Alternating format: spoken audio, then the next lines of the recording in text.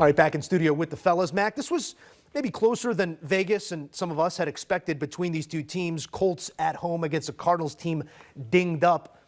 But it also put them in a position to figure out what you are against a lesser team in a moment when you're trailing. This sort of test that they passed today, different than others. No question. And this is the theme of the day, I think, for the 1 o'clock games. When you look at teams playing against lesser opponents based on their record, take care of the teams you're supposed to take care of. We talked about that with the Los Angeles Rams playing against a much maligned Baltimore Ravens team. We talked about that with the Pittsburgh Steelers going against the Cleveland Browns. And the same could be said for the Indianapolis Colts because we believe they are a playoff caliber team based on what they've done in the first quarter of the season, playing against a team that was starting their backup quarterback in Jacoby Brissett. And, of course, they were dealing with a slew of injuries as well. Guess what Indiana did? They won. No style points. But no one cares about that in the National Football League as long as you win. And that's what the good teams are supposed to do. Don't play around with your food, especially when you're at home. You're playing against a team that's trying to find any source of energy, good vibes, get some good juju going. Guess what? Don't give them any glimmer of hope. And that's what we saw. And, yes, the thing I love about this game was Daniel Jones. He threw to the wrong color for the first time all year long. What would he do in terms of bouncing back? Forgot about that play. It's a bad one. Led the team like he was supposed to lead the team. That was his first piece of turnover adversity so far in the Colts uniform, and he answered the call the right way. And Jonathan Taylor, quiet as kept, he's been a superstar for their team this season. Not surprising, but we cannot go overlook what he's done in terms of the running game that he's provided. Entered the league leading in rush yards and rushing touchdowns, adds to those totals in this one. Emory, what stood out to you? The entire Colts team, because they showed you they can win in a multitude of ways. You mentioned a slew of playmakers for Indianapolis. You talk about the run game. That was on point. Check. You talk about Daniel Jones bouncing back. Check. You talk about Josh Downs made a crucial catch in the red zone.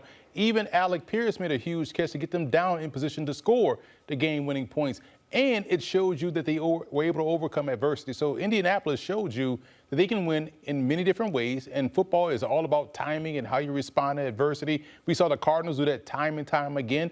The Colts was able to usurp them, one-up them, and respond at the most crucial moments. It's timely stops. They got those defensively and offensively. They made a big plays to get them down the field. This was a game that did create headlines before the opening kick, JJ. For that, I come to you. What can you tell us about the latest pregame injuries to Charvarius Ward and Anthony Richardson?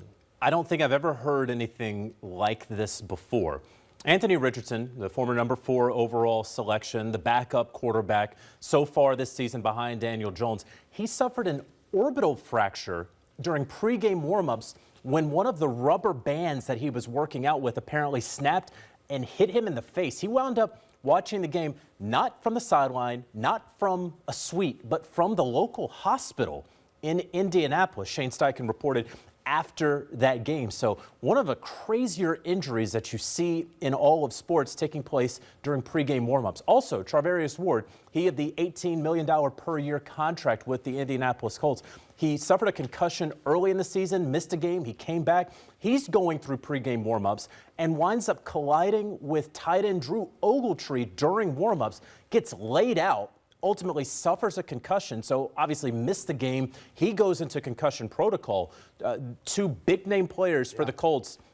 Very, very odd. Does not happen, I don't think, ever in the NFL. Pre-game injuries, quite rare, and 2 of the rarest that you'll see. Was that a metal band he was playing? I mean, I don't know if they make metal bands.